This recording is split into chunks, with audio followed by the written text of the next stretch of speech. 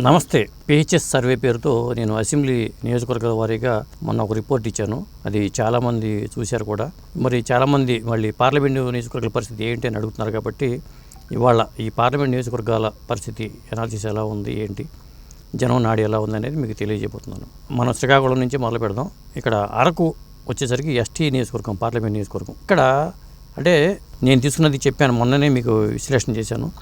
SC ఎస్టీలో vote bank ఒకటి criteria తీసుకున్నాను.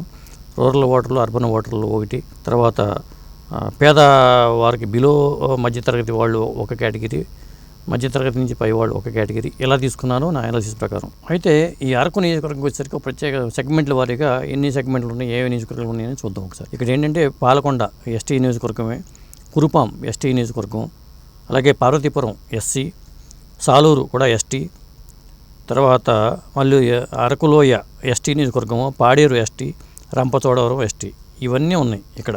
మరి అంటే ఇక్కడ ఉన్న వాటిలో ఏంటంటే ఎస్సీ ఓట్ బ్యాంక్ ఎక్కువగా అరకులో ఉంది కాబట్టి ఈ నియోజకవర్గంలో ఫలితం కూడా వాళ్ళకే అనుకూలంగా ఉన్నది, వైఎస్ఆర్సీపీ పార్టీకి అనుకూలంగా ఉందనేది నా అనాలిసిస్. ఎందుకంటే మనకి 2019 ఎన్నికలకు వచ్చేసరికి ఇక్కడ వైఎస్ఆర్సీపీ అభ్యర్థిగా గొడ్డేటి మాధవి పోటీ చేశారు. తెలుగుదేశం పార్టీ తరఫున కిషోర్ చంద్ర పనిచేశారు. అలాగే జనసేన పార్టీ తరఫున గంగులయ్య గారు పోటీ చేశారు. ఇక్కడ ఏంటంటే మెజార్టీ దాదాపు 2,24,000 అత్యధిక మెజార్టీతో వైఎస్ఆర్సీపీ అభ్యర్థి గెలుపొందారు. ఇంకో విషయం ఏంటంటే 2014లో కూడా వైఎస్ఆర్సీపీ తరఫున పోటీ చేసిన కొత్తపల్లి గీత గారే ఎన్నికయ్యారు. కాబట్టి అంటే ఇక్కడ ఎస్సీ ఎస్టీ ఓట్ బ్యాంక్ అనేది సాలిడ్గా వైఎస్ఆర్సీపీకి అనుకూలంగా ఉందనేది మనకు అర్థమవుతుంది. కాబట్టి ఈసారికి వచ్చేసరికి ఏంటంటే వైఎస్ఆర్సీపీ అభ్యర్థిగా చెట్టి తనుజారాణి పోటీ చేశారు. అలాగే బీజేపీ అభ్యర్థిగానేమో కొత్తపల్లి గీత పోటీ చేశారు. తర్వాత ఇక సిపిఐ, సిపిఎం, బీజేపీ కానీ వీళ్ళు ఉన్నారు, కానీ మనం దాన్ని పెద్దగా పరిగణలో తీసుకోలేదు.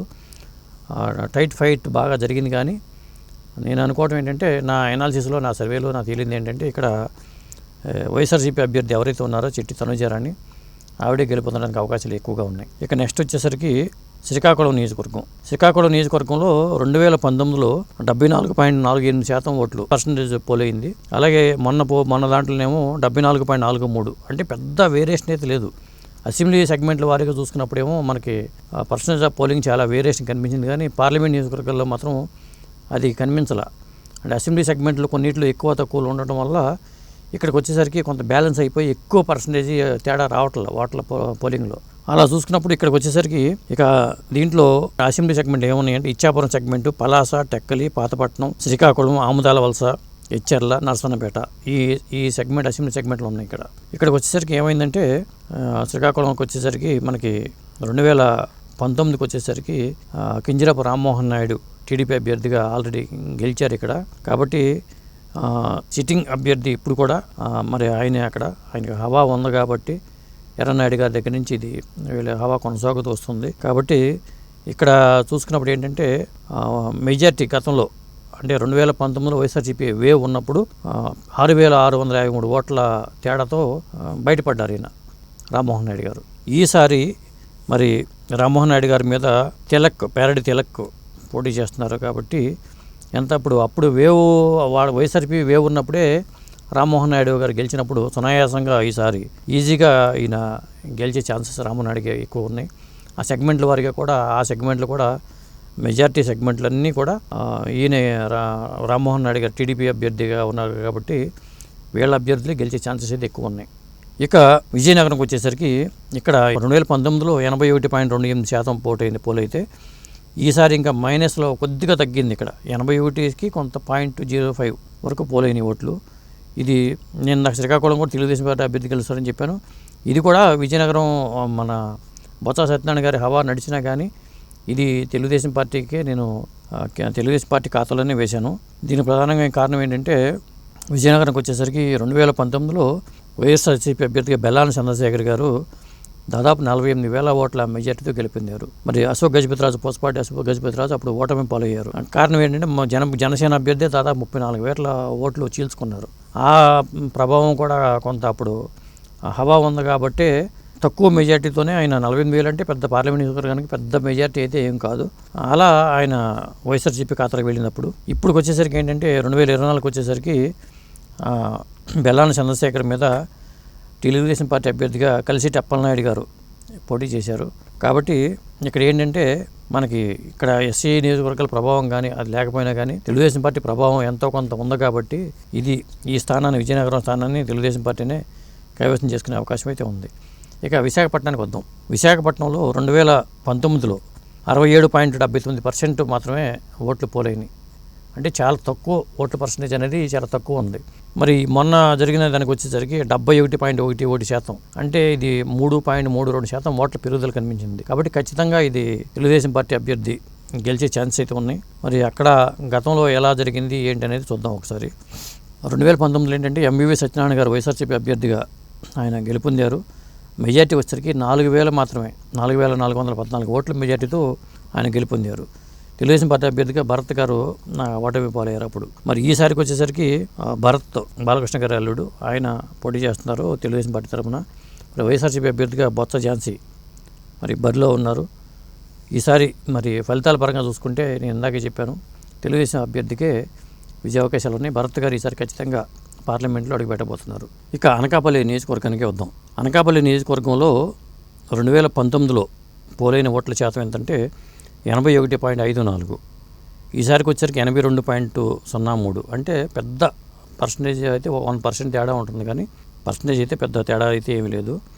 ఇదేంటంటే ఇక్కడ పోటీ ఎలా ఉందనే విషయానికి వచ్చేసరికి అనకాపల్లికి వచ్చేసరికి ఇక్కడ సెగ్మెంట్ల వారీగా చూసుకుందాం ఒకసారి. అనకాపల్లి సెగ్మెంట్లకు వచ్చేసరికి చోడవరం నియోజకవర్గం ఉంది, మాడుగుల ఉంది, తర్వాత అనకాపల్లి అసెంబ్లీ ఉంది, యలమంచిలు ఉంది, పాయకారపేట ఎస్సీ నియోజకవర్గం ఒకటి ఉంది, నర్సీపట్నం ఒకటి ఉంది. మరి ఇక్కడ పోటీ చూసుకున్నప్పుడు మరి ఇక్కడ కూడా కొంత తెలుగుదేశం పార్టీ కూటమి అభ్యర్థులకే హవా నడుస్తూ ఉంది. మరి ఇక్కడికి వచ్చేసరికి ఈసారి బరిలో బీజేపీ అభ్యర్థిగా సీఎం రమేష్ గారు పోటీ చేశారు. వైఎస్ఆర్సీపీ తరఫున బుడి ముత్యాల నాయుడు పోటీ చేశారు. ఇక 2019కి వచ్చేసరికి ఇక్కడ ఏమైందంటే 89,000 ఓట్ల మెజార్టీతో బీశెట్టి వెంకట సత్యవతి గారు గెలుపొందారు ఇక్కడ. అంటే మెజార్టీ 89,000 ఉన్నా కానీ తెలుగుదేశం పార్టీ అభ్యర్థిగా అడారి ఆనంద్ కుమార్ గారు ఫలితం లేకపోవడానికి ప్రధాన కారణం ఏంటంటే జనసేన పార్టీ అభ్యర్థికి 82,000 ఓట్లు మరి పడినాయి. మరి ఆ ఓట్లని జనసేన అభ్యర్థి ఓట్లు ఇటు పట్టడం ఒకటి, ప్లస్ కూటమి బలంగా ఉండటం ఒకటి, తర్వాత సెగ్మెంట్ల వారీగా చూసుకున్నా కానీ మొన్న నేను ఇచ్చిన అనాలిసిస్లో నేను టీడీపీకి ఎక్కువ ఓటు ఇచ్చాను. కాబట్టి బీజేపీకి అభ్యర్థిగా ఈసారి కూటమి మిత్రపక్షమైన బీజేపీ అభ్యర్థి సీఎం రమేష్ గారు బరిలో ఉన్నారు. విజయావకాశాలకు వచ్చేసరికి సీఎం రమేష్ గారే ఇక్కడ గెలుపొందే ఛాన్స్ అయితే ఎక్కువగా ఉన్నాయి. ఇక కాకినాడకు వద్దాం. కాకినాడ మీ అందరికీ తెలుసు, ఇక్కడ టీ టైం అయిన ఉదయ్ గారు బరిలో ఉన్నారు, జనసేన టీడీపీ మిత్రపక్షం జనసేన అభ్యర్థిగా. మరి కాకినాడకు వచ్చేసరికి 79.08% 2019లో పోలింగ్ శాతం ఉంది. ఇప్పుడు వచ్చేసరికి 80.30, 1.22% కొంత ఓటు పెరిగింది ఇక్కడ. మరి ఇక దీంట్లోకి వచ్చేసరికి కాకినాడకు వచ్చేసరికి ఇక్కడ తుని నియోజకవర్గం, ప్రతిపాడు, పిఠాపురం, కాకినాడ, తర్వాత అంటే కాకినాడ రూరల్లో ప్లస్ కాకినాడ సిటీ ఒకటి, జగ్గంపేట, ఇవి ఈ సెగ్మెంట్లు ఉన్నాయి. మరి ఇక్కడ మన సర్వేలో కూడా మన కులాల వారీగా కానీ లేకపోతే నేను చెప్పిన ప్రయారిటీస్లో బేస్ చేసినప్పుడు ఎక్కువ నియోజకవర్గాలు తెలుగుదేశం పార్టీకి దక్కాయి. మరి ఇక్కడికి వచ్చేసరికి కాకినాడలో ఈసారి చలమశెట్టి సునీల్ గారు వైఎస్ఆర్సీపీ అభ్యర్థిగా బరిలో ఉన్నారు. ఎందుకంటే తర్వాత జనసేన పార్టీ అభ్యర్థిగా ఉదయ శ్రీనివాస తంగెళ్ళ ఆయన బరిలో ఉన్నారు. మరి 2019కి వచ్చరికి వైఎస్ఆర్సీపీ అభ్యర్థిగా వంగా గీత పోటీ చేసి ఎంపీగా గెలుపొందారు. ఈసారి ఏంటంటే పిఠాపురానికి ఆవిడ పవర్ స్టార్ పవన్ కళ్యాణ్ ఓడించాలనే పట్టుదల మీద ఆవిడని పిఠాపురం అసెంబ్లీకి ఇచ్చారు. ఇక తెలుగుదేశం పార్టీ అభ్యర్థిగా చలమశెట్టి సునీల్ గారు అప్పుడు పోటీ చేశారు. అయితే వంగా గీత గారి మెజార్టీ 25,700 చిల్లర ఓట్ల మెజార్టీతో గెలుపొందారు. అయితే జనసేన అభ్యర్థికి జ్యోతుల వెంకటేశ్వరరావు గారికి 132,000 ఓట్లు పడినాయి. అప్పుడు మరి జనసేన అప్పుడు మిత్రపక్షమే కాబట్టి, పైకి జనసేన అభ్యర్థి ఇక్కడ బరిలో ఉన్నారు కాబట్టి మరి ఖచ్చితంగా ఇక్కడ జనసేన అభ్యర్థి ఉదయ్ శ్రీనివాస్ గారు విజయం సాధించే అవకాశాలు మెండుగా ఉన్నాయి. ఇక అమలాపురం, ఇది ఎస్సీ నియోజకవర్గం. అమలాపురంకి వచ్చేసరికి ఇక్కడ ఉన్న అసెంబ్లీ సెగ్మెంట్ వారిగా రామచంద్రాపురం, ముమ్మిడివరం, అమలాపురం ఎస్సీ ఒకటి, తర్వాత పి గన్నవరం ఎస్సీ నియోజకవర్గం, కొత్తపేట, మండపేట, ఇవి ఇక్కడ ఉన్న నియోజకవర్గాలు. మరి ఇక్కడికి వచ్చేసరికి అమలాపురం ఎస్సీ నియోజకవర్గం కింద అయింది. ఇక్కడ పోలింగ్ పర్సెంట్ చూద్దాం. 2019లో 82.55% ఓట్లు పోలైనాయి.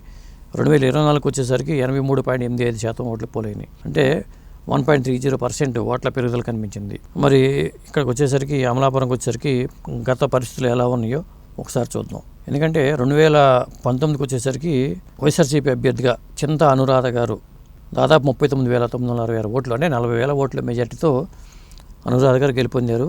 తెలుగుదేశం పార్టీ అభ్యర్థి అయిన గంటి హరీష్ మధుర్ ఆయన ఎందుకంటే ఆ 39,000 ఓట్లు చిల్లర తేడాతో ఓడిపోయారు.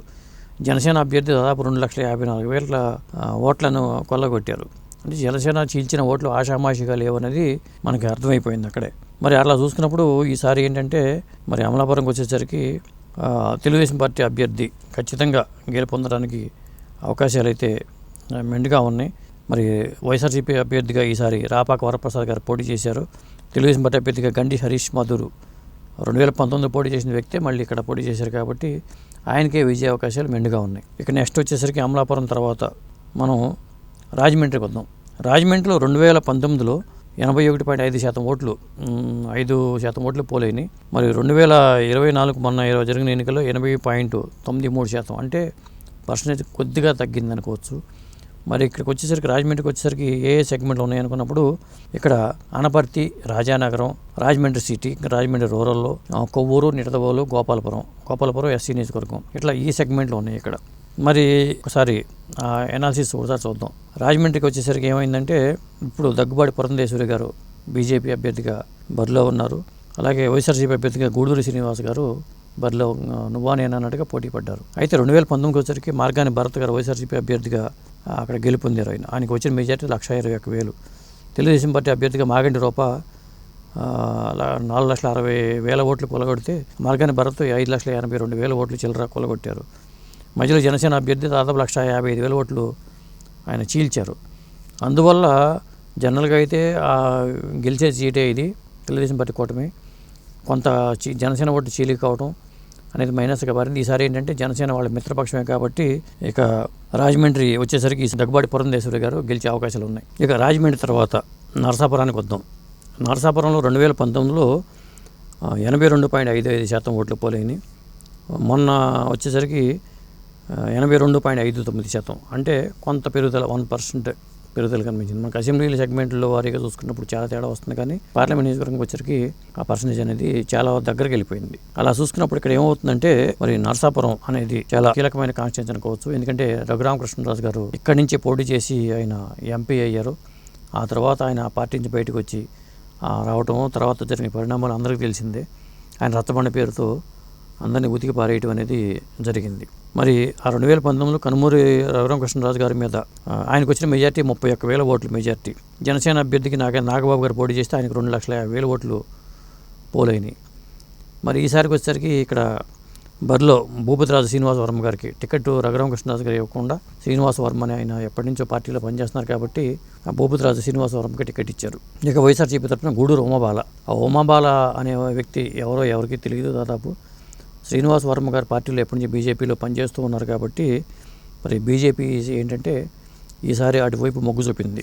మరి ఇక్కడికి వచ్చేసరికి ఏమైందంటే రఘురామకృష్ణరాజు గారు లేకపోయినా కానీ శ్రీనివాస వర్మ గారికి మంచి పేరు ఉండటము, ప్లస్ జనసేన పార్టీ మిత్రపక్షం కావటం, ఇవన్నీ ప్లస్ అయినాయి. అందువల్ల ఇది నరసాపురం సీటు అనేది బీజేపీ గెలుచుకునే ఛాన్సెస్ ఎక్కువగా ఉన్నాయి. ఇక తర్వాత ఏలూరుకి వద్దాం. ఏలూరుకి వచ్చేసరికి 2019లో 83.53% ఓట్లు పోలైతే ఈసారి కూడా 83.68%, అంటే పెద్ద పెరుగుదల లేదు, 0.15% పెరుగుదల మాత్రమే ఉంది. ఇక్కడికి వచ్చేసరికి ఏలూరులోకి వచ్చేసరికి ఇక్కడ సెగ్మెంట్ల వరకు చూసుకుంటే మరి Unguturu, Denduluru, Eluru, Polavaram ST, Chintalapudi SC, Nuzvid SC, Kaikaluru, ఇవన్నీ ఇక్కడ 3 ఎస్సీ నియోజకవర్గాలు ఉండటం అనేది, ఎస్సీ ఎస్టీ నియోజకవర్గాలు 3 ఉండటం అనేది ఒక ఏలూరులో వైఎస్ఆర్సీపీకి ఒక ప్లస్ పాయింట్ అని చెప్పాలి. మరి ఇక్కడికి వచ్చేసరికి అభ్యర్థులుగా పోటీ చేసిన వాళ్ళు ఎవరో ఒకసారి చూద్దాం.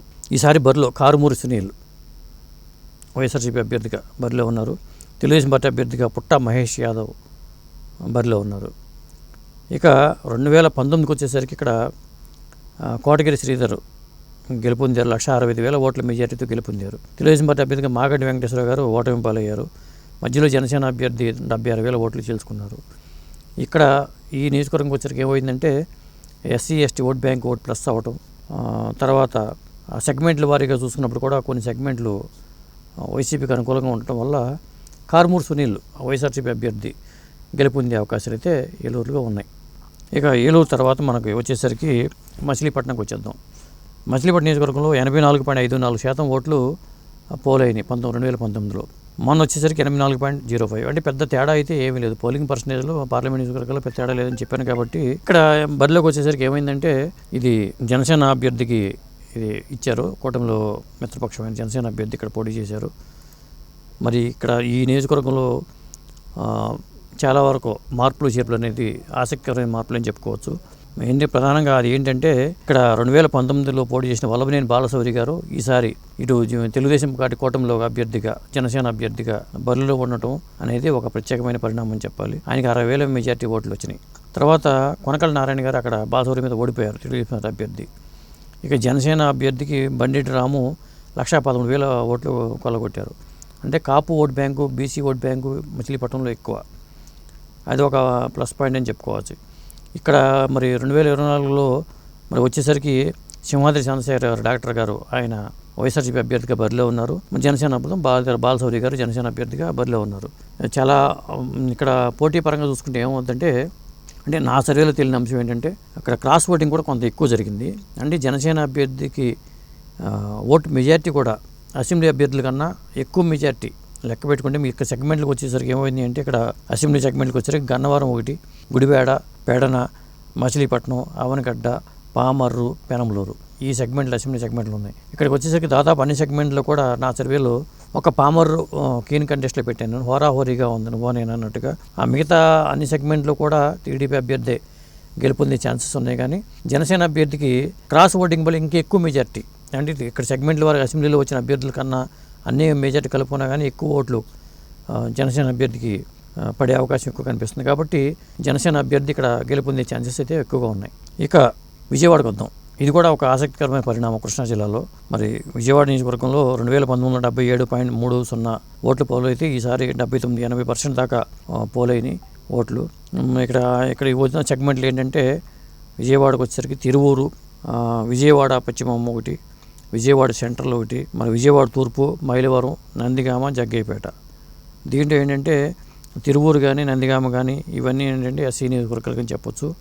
ప్రధానంగా ఏంటంటే కృష్ణా జిల్లాలో ఉన్న నూజివీడు కానీ కైకలూరు కానీ ఇటు రాకుండా ఏలూరు నియోజకవర్గం ఏలూరు పార్లమెంట్కి వెళ్ళిపోయినాయి. కాబట్టి ఇక్కడ ఉన్న సెగ్మెంట్లు ఇవి.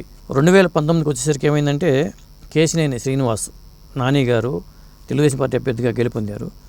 ఆయన మీద పోటీ చేసిన పొట్లూరు ప్రసాద్ గారు 8,000 ఓట్ల తేడాతో ఓడిపోయారు. అప్పుడు ఈసారి ఏమైందంటే ఆ కేశినేని నాని వైఎస్ఆర్సీపీ అభ్యర్థిగా పోటీ చేయడం, ఆయన మీద వాళ్ళ తమ్ముడు చిన్ని పోటీ చేయడం అనేది ఒక కొత్త పరిణామం అనుకోవాలి. అన్నదమ్ములే ఇక్కడ పోటీ పడుతున్నారు ఈసారి. మరి ఇక్కడ చూసుకున్నప్పుడు సెగ్మెంట్ల వారిగా చూసుకున్నా కానీ అసెంబ్లీ సెగ్మెంట్లు కూడా అన్నీ కూడా తెలుగుదేశం పార్టీకి వచ్చే అవకాశం ఉంది. ఒక తిరువూరు మినహాయిస్తే విజయవాడ పశ్చిమం కూడా అటు బీజేపీ మిత్రపక్షం కొలగొట్టే అవకాశం కనపడుతుంది. కాబట్టి మరి ఇక్కడ నాని గారు ఓటమి పాలవ తప్పదని అనిపిస్తుంది. అటు తెలుగుదేశం పార్టీ అభ్యర్థిగా పోటీ చేసిన నాని గారు ఈసారి వైఎస్ఆర్సీపీ అభ్యర్థిగా బరిలో ఉండటం అనేది ఒక పెద్ద మైనస్ పాయింట్. అన్నదమ్ములు పోటీ చేసినా కానీ పోయినసారే టీడీపీ వచ్చినప్పుడు ఇంకా ఈసారి రావడం పెద్ద కష్టం కాదు. కాబట్టి నల్లేరు మీద బండి నడకలాగా కేశినేని చిన్ని గారి విజయం అయితే ఉంటుందని చెప్పొచ్చు. ఇప్పుడు కృష్ణా జిల్లాగా అయిపోయినాయి కాబట్టి గుంటూరు జిల్లాలోకి వచ్చేద్దాం. ఇక గుంటూరులో 2019లో ఏం జరిగింది అనేది ఒకసారి చూద్దాం. 2019లో ఇక్కడ గల్లా జయదేవ్ గారు తెలుగుదేశం పార్టీ అభ్యర్థిగా ఆయన గెలుపొందారు. మెజార్టీ దాదాపు 4,000 మెజార్టీ. అంటే అసలు నామమాత్రపు మెజార్టీతో ఆయన బయటపడ్డారు వైఎస్ఆర్సీపీ వేవ్లో కూడా. అయితే మోదుగ వేణుగోపాల్ రెడ్డి ఆయన మీద వైఎస్ఆర్సీపీ అభ్యర్థిగా ఓడిపోయారు. జనసేన పార్టీ అభ్యర్థి దాదాపు 1,25,000 ఓట్లు చీల్చారు. అప్పుడు ఆ విధంగా నష్టం జరిగింది. ఈసారికి వచ్చేసరికి మరి తెలుగుదేశం పార్టీ అభ్యర్థిగా పెమ్మసాని చంద్రశేఖరు, వైఎస్ఆర్సీపీ అభ్యర్థిగా కిలారి వెంకటరోసయ్య ఈయన బరిలో ఉన్నారు. మరి ఈసారి విజయం అనేది పెమ్మసాని చంద్రశేఖర్ గారుకే వరిస్తుంది. తర్వాతకు వచ్చేసరికి నర్సరావుపేటలో 2019లో 86.25% ఓట్లు పోలైతే 2024కి వచ్చేసరికి 85.65%. అంటే తగ్గింది పర్సంటేజ్ ఇక్కడ. అయితే ఇక్కడ ఏమైందంటే నర్సరావుపేటలో బరిలో ఉన్న క్యాండిడేట్లు ఎవరంటే ఇక్కడ వైఎస్ఆర్సీపీ అభ్యర్థిగా అనిల్ కుమార్ పోలిపోయిన ఉన్నారు. తెలుగుదేశం అభ్యర్థిగా లావు శ్రీకృష్ణదేవరాయలు వీరిద్దరు పోటీ పడ్డారు. ఇక్కడ ఏంటంటే 2019లో లావు శ్రీకృష్ణదేవరాయలు వైఎస్ఆర్సీపీ అభ్యర్థిగా గెలుపొందిన వ్యక్తి ఆయనకి మెజార్టీ 1,53,000 ఓట్లు మెజార్టీ వచ్చింది. రాయపాటి సాంబశివరావు గారు ఓటమి పాలయ్యారు. ఈ మధ్యలో జనసేన అభ్యర్థి 51,000 ఓట్లు గెలుచుకున్నారు. ఈసారి పరిస్థితి మారింది కాబట్టి ఇక్కడ టీడీపీ అభ్యర్థి శ్రీకృష్ణదేవరాయలు గారు సునాయాసంగా విజయం సాధిస్తారు. ఇక బాపట్ల నియోజకవర్గంకి వచ్చేసరికి అది ఎస్సీ నియోజకవర్గం. ఇక్కడ 86.35% 2019లో పోలైతే 85.48% ఇప్పుడు పోలైనాయి. ఇక్కడ బాపట్ల బరిలో వైఎస్ఆర్సీపీ అభ్యర్థిగా నందిగం సురేష్ ఉన్నారు. తెలుగుదేశం అభ్యర్థి తెన్నేటి కృష్ణప్రసాద్ గారు బరిలో ఉన్నారు. ఇక 2019 పరిస్థితి చూద్దాం. నందిగం సురేష్ వైఎస్ఆర్సీపీ అభ్యర్థిగా దాదాపు 16,000 ఓట్ల మెజార్టీతో గెలుపొందారు. అంటే జనసేన అభ్యర్థి అప్పుడు ఇక్కడ అంటే బీఎస్పీ అభ్యర్థి దేవానంద్ గారు 42,000 ఓట్లు అక్కడ మిత్రపక్షం కాబట్టి ఆయన 42,000 ఓట్లు గెలుచుకోగలిగారు. ఈసారి పరిస్థితి ఏంటంటే కృష్ణప్రసాద్ గారికి విజయ అవకాశాలు అనేది మెండుగా ఉన్నాయి. బాపట్ల నియోజకవర్గంలో కూడా తెలుగుదేశం పార్టీ అభ్యర్థి కృష్ణప్రసాదే గెలుపొందుతారు. ఇక మనకి ఒంగోలుకి వెళ్ళిపోదాం. ఇక ఒంగోలుకి వచ్చేసరికి ఒంగోలు 86.35% 2019లో పోలైతే ఇప్పుడు 87.06, అంటే పెద్ద పర్సంటేజ్ తేడా లేదు. ఇది కూడా తెలుగుదేశం పార్టీ గెలుపొందే ఛాన్సెస్ అయితే ఉన్నాయి.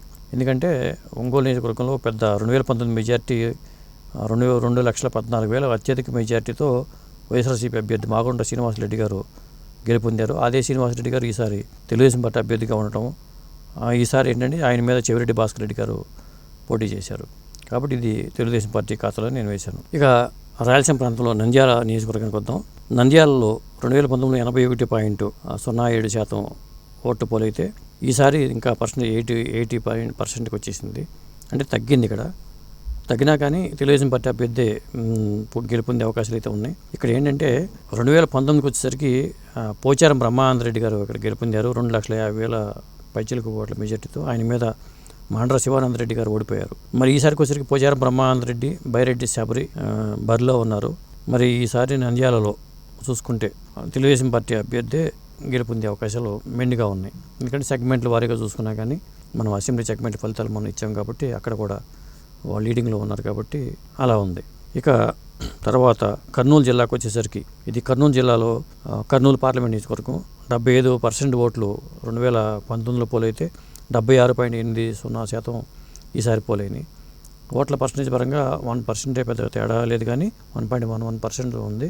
ఇక అభ్యర్థుల పరంగా చూసుకుంటే ఏంటంటే ఇక్కడ బరిలో రామయ్య గారు, తర్వాత వైసీపీ అభ్యర్థిగా బరిలో ఉంటే రామయ్య గారు, తెలుగుదేశం పార్టీ అభ్యర్థికి పంచలింగాల నాగరాజు గారు బరిలో ఉన్నారు. ఇక 2019కి వచ్చేసరికి ఇక్కడ సంజీవ్ కుమార్ గారు 1,48,000 ఓట్లతో గెలుపొందారు. ఓడిపోయిన వ్యక్తి కోట్ల సూర్యప్రకాష్ రెడ్డి గారు ఓడిపోయారు. మరి ఈసారికి వచ్చేసరికి ఇది వైఎస్ఆర్సీపీ ఖాతాలోనే నేనైతే వేశాను. ఇది వైఎస్ఆర్సీపీ అభ్యర్థి గారికి గెలుపొందే ఛాన్స్ అయితే ఉన్నాయి. ఇక తర్వాత అనంతపురంకి వద్దాం. అనంతపురంకి వచ్చేసరికి ఇక్కడ ఏమైందంటే 2019లో 81% ఓట్లు పోలైతే 80.51% ఇప్పుడు మన పోలేని. ఇదేంటంటే తెలుగుదేశం పార్టీ అభ్యర్థి గెలుపొందే అవకాశాలు అయితే అనంతపురంలో ఉన్నాయి. ఇక్కడ ఏంటంటే బరిలో ఉన్న వ్యక్తులు ఎవరో చూసుకుంటే ఇక్కడ శంకరనారాయణ గారు, మాలకొండల శంకరనారాయణ గారు వైఎస్ఆర్సీపీ అభ్యర్థిగా బరిలో ఉండి, తెలుగుదేశం పార్టీ అభ్యర్థిగా అంబికా లక్ష్మీనారాయణ గారు బరిలో ఉన్నారు. 2019కి వచ్చేసరికి తలారి రంగయ్య గారు వైఎస్ఆర్సీపీ అభ్యర్థిగా గెలుపొందారు. ఆయనకి 1,41,000 ఓట్లు మెజార్టీ వచ్చింది. అయితే ఇక్కడ ఏంటంటే బీజేపీ అభ్యర్థి దాదాపు 7,000 ఓట్లు అప్పుడు చీల్చుకున్నారు. మధ్యలో ఇండిపెండెంట్గా కాంగ్రెస్ అభ్యర్థి రాజీవ్ రెడ్డి గారు 30,000 ఓట్లు చీల్చుకోవడం, ఇవన్నీ అయినా కానీ ఈసారి కొంత అనంతపురం సెగ్మెంట్లో చూసుకున్నప్పుడు తెలుగుదేశం పార్టీ ఎక్కువ సీట్లు కైవసం చేసిన అవకాశం కనిపిస్తుంది కాబట్టి ఇది తెలుగుదేశం పార్టీ అభ్యర్థి గెలుచుకుంటుంది ఈసారి. ఇక హిందూపురానికి వచ్చేద్దాం. హిందూపురం లోక్సభ నియోజకవర్గంలో 2019లో 84.91% ఓట్లు పోలైతే ఈసారి కూడా దాదాపు ఇంచుమించు 84.70% ఓట్లు పోలైనవి. ఇక్కడ బరిలో వచ్చేసరికి జె శాంత వైఎస్ఆర్సీపీ అభ్యర్థిగా బరిలో ఉన్నారు. బీకే పార్థసారథి తెలుగుదేశం పార్టీ అభ్యర్థిగా బరిలో ఉన్నారు. 2019లో గోరంట మాధవ్ గారు ఇక్కడ 1,40,000 మెజార్టీతో గెలుపొందారు. నిమ్మల కృష్ణప్ప ఓటమి పాలయ్యారు. ఈసారి ఏంటంటే నువ్వా నేనా నాటక పోటీ ఉన్నా కానీ తెలుగుదేశం పార్టీ అభ్యర్థి పార్థసారథి గారే గెలుపొందుతారు ఇక్కడ. ఇక కడప నియోజకవర్గంలో ఫలితం ఎలా ఉందో చూద్దాం. ఇక్కడ హోరాహోరీగా ఉందని చెప్పుకోవాలి. అంత ఆషామాషిగా మనం చెప్పలేము. ఎందుకంటే ఇక్కడ షర్మిల గారు కాంగ్రెస్ పార్టీ అభ్యర్థిగా పోటీ చేయడం అనేది ఒక మంచి పరిణామం అని చెప్పాలి. అలాగే అవినాష్ రెడ్డి గారు గతంలో ఎంపీగా ఉన్న వ్యక్తే వైఎస్ఆర్సీపీ అభ్యర్థిగా బరిలో ఉన్నారు. మధ్యలో తెలుగుదేశం పార్టీ అభ్యర్థి ఉన్నారు. ఇక్కడ పోలింగ్ శాతం చూసుకుంటే 2019లో 78.68% ఓట్లు పోలైతే ఈసారి 79% ఓట్లు పోలైనాయి ఇక్కడ. మరి ఇక్కడ అభ్యర్థులు కానీ అక్కడ ఉన్న పరిస్థితి కానీ ఒకసారి చూద్దాం. 2019లో అవినాష్ రెడ్డి 3,80,000 ఓట్లు మెజార్టీతో గెలుపొందారు. ఆయన మీద తెలుగుదేశం పార్టీ అభ్యర్థిగా ఆదినారాయణ రెడ్డి ఓటమి పాలయ్యారు. ఈసారికి వచ్చేసరికి ఏంటంటే ఇక్కడ భూపేష్ సుబ్రహ్మరెడ్డి గారు తెలుగుదేశం పార్టీ అభ్యర్థిగా బరిలో ఉండటం అనేది ఒకటి, ఆయన చీల్చుకునే ఓట్లు తెలుగుదేశం పార్టీ ఓట్లు ఒకటి, అంటే ట్రయాంగిల్ ఫైట్ లాగా పరిస్థితి ఉంది. ఇంకొక పరిణామం ఏంటంటే విజయమ్మ గారు తన కూతురు షర్మిలను గెలిపించమని విజ్ఞప్తి చేయటం, అలాగే అవినాష్ రెడ్డి మీద ఉన్న ఆరోపణలు, ఇవన్నీ చూసుకుంటే ఇక్కడ నువ్వా నేనా అన్నట్టుగానే ఫైట్ ఉంది. అందుకనే నేను ఇది ఎటుపక్కకి మొగ్గు చూపకుండా ఒక కీన్ కంటెస్ట్లో పెట్టాను అనమాట. వేవ్ ఉన్నట్టయితే తెలుగుదేశం పార్టీ వేవ్ ఉందా, లేకపోతే అక్కడ షర్మిల వేవ్ ఉందా అనేది అది క్లారిటీగా తెలియట్లేదు. కానీ తెలుగుదేశం పార్టీకి చీల్చుకునే ఓట్లు, మరి చీలిక ఓట్లు కూడా కొంత ప్రభావం చూపిస్తాయి కాబట్టి ఇది కీన్ కంటెస్ట్లోనే పెట్టాను నేను దీన్ని. ఇక నెక్స్ట్ వచ్చేసరికి నెల్లూరు లోక్సభ. మనం మళ్ళీ రాయలసీమ నుంచి ఒకసారి ఇటు నెల్లూరు ప్రాంతానికి కూడా వచ్చేద్దాం. ఇక్కడికి వచ్చేసరికి నెల్లూరులో 77.6% ఓట్లు పోలైనాయి 2019లో. ఇప్పుడు వచ్చేసరికి ఏంటంటే 79.05, ఇది 1.9 అంటే 2% ఓట్లు పెరిగింది ఇక్కడ పోలింగ్ శాతం. ఇదేంటంటే ఇక్కడ బరిలో ఉన్న వ్యక్తుల గురించి ఒకసారి చూద్దాం. ఇక్కడ వేమిరెడ్డి ప్రభాకర్ రెడ్డి గారు తెలుగుదేశం పార్టీ అభ్యర్థిగా బరిలో ఉన్నారు. అలాగే వైఎస్ఆర్సీపీ అభ్యర్థిగా విజయసాయి రెడ్డి గారు బరిలో ఉన్నారు. 2019కి వచ్చరికి ఆదాల ప్రభాకర్ రెడ్డి 1,48,000 ఓట్ల మెజారిటీ గెలుపొందారు. టీడీపీ అభ్యర్థి బేదం మస్తానరావు గారు ఓడిపోయారు. అప్పుడు ఇక్కడ పరిస్థితి తెలుగుదేశం పార్టీ అభ్యర్థికి అనుకూలంగా ఉంది, ఆయన విజయం సాధిస్తారు. ఇక నెక్స్ట్ వచ్చే తిరుపతికి వచ్చేద్దాం. ఇది ఎస్సీ నియోజకవర్గం తిరుపతిలో 79.76% 2019లో పర్సెంటేజ్ పోలైతే, ఇప్పుడు మొన్ననేమో 79.10 అంటే పెద్ద తక్కువ పర్సెంటేజ్ ఓట్లు పోలైనాయి. తిరుపతి బరిలో ఈసారి వైఎస్ఆర్సీపీ అభ్యర్థిగా మద్రాల గురుమూర్తి గారు ఉన్నారు. బీజేపీ అభ్యర్థిగా వరప్రసాదరావు వెలగపల్లి గారు బరిలో ఉన్నారు. 2019కి వచ్చేసరికి ఏమైందంటే ఇక్కడ గురుమూర్తి గారి వైఎస్ఆర్సీపీ అభ్యర్థిగానే దాదాపు 2,71,000 ఓట్ల మెజార్టీతో ఉన్నారు. పనబాక లక్ష్మి గారు ఓటమి పాలయ్యారు తెలుగుదేశం పార్టీ అభ్యర్థి. ఈసారి ఏంటంటే ఇక్కడ అంటే బీజేపీ అభ్యర్థి గట్టి పోటీ ఇచ్చినా కానీ నేనైతే వైఎస్ఆర్సీపీ ఖాతాలోనే ఇది వేశాను, వాళ్ళే గెలిచే అవకాశం అయితే ఉంది. ఇక రాజంపేట నియోజకవర్గానికి వద్దాం. రాజంపేటకు వచ్చేసరికి ఇక్కడ 2019లో 79.26% ఓట్లు పోలైతే ఇప్పుడు కూడా 79.09% పోలైంది. పెద్ద తేడా అయితే ఏమీ లేదు. ఇక్కడికి వచ్చేసరికి మరి బరిలో ఉన్న వ్యక్తులకు వచ్చేసరికి ఇక్కడ వైఎస్ఆర్సీపీ అభ్యర్థిగా మిథున్ రెడ్డి గారు బరిలో ఉన్నారు. బీజేపీ అభ్యర్థిగా నల్లారి కిరణ్ కుమార్ రెడ్డి గారు మాజీ ముఖ్యమంత్రి, ఆయన బరిలో ఉన్నారు. మరి పోటీ అయితే హోరాహోరీగానే ఉంది. మరి 2019లో మిథున్ రెడ్డి గారు దాదాపు 2,68,000 ఓట్ల మెజారిటీతో గెలుపొందారు. సత్యప్రభ తెలుగుదేశం పార్టీ అభ్యర్థిగా ఓటమి పాలయ్యారు. 2019 జనసేన పార్టీ అభ్యర్థి కూడా దాదాపు 30,000 ఓట్లు చీల్చారు. అయితే ఈసారి నల్లారి కిరణ్ కుమార్ రెడ్డి గారు బీజేపీ అభ్యర్థిగా గెలుపొందే అవకాశాలు అయితే ఎక్కువగా ఉన్నాయి. ఇక చిత్తూరు, ఇది ఎస్సీ నియోజకవర్గం. ఇక్కడికి వచ్చేసరికి 2019లో 84.24% అయితే ఈసారి 1% పెరిగింది ఓటు శాతం. ఇక్కడ బరిలో ఉన్న అభ్యర్థుల విషయానికి వచ్చేసరికి చిత్తూరులో వైఎస్ఆర్సీపీ అభ్యర్థిగా ఎన్ రెడ్డప్ప గారు ఉన్నారు. తెలుగుదేశం పార్టీ అభ్యర్థిగా దగ్గుమల్ల ప్రసాదరావు గారు పోటీ చేశారు. రెడ్డప్ప గారు 2019లో 1,30,000 ఓట్ల తేడాతో గెలుపొందారు. తెలుగుదేశం పార్టీ అభ్యర్థి నార్మల్ శివప్రసాద్ గారు ఓటమి పాలయ్యారు. ఈసారి ఏంటంటే ఇది ఖచ్చితంగా ఈ సెగ్మెంట్ల వారీగా చూసుకున్నప్పుడు కూడా వీళ్ళకి టీడీపీ సెగ్మెంట్కి ఎక్కువ ఉంది. ఎస్సీ ఇది సీట్ అయినా కానీ తెలుగుదేశం పార్టీ అభ్యర్థి గెలుపొందే ఛాన్సెస్ అయితే ఉన్నాయి. ఇట్లా ఓవరాల్గా చూసుకున్నప్పుడు ఏమవుతుందంటే ఇక్కడ మనకి తెలుగుదేశం పార్టీ దాదాపు 14 సీట్లలో మొత్తం 28 పార్లమెంట్ స్థానాల్లో 14 స్థానాల్లో తెలుగుదేశం పార్టీ అభ్యర్థులు, జనసేన పార్టీ 2 స్థానాల్లో, బీజేపీ 4 స్థానాల్లో, వైఎస్ఆర్సీపీ 4 స్థానాల్లో గెలుపొందే అవకాశాలు ఉన్నాయి. కీన్ కంటెస్ట్ మాత్రం కడపది మనం పెట్టాం కాబట్టి ఓవరాల్గా ఇలా అయితే ఉంది. ఇదండి లోక్సభ సంబంధించిన సర్వే రిపోర్టు. నమస్కారం.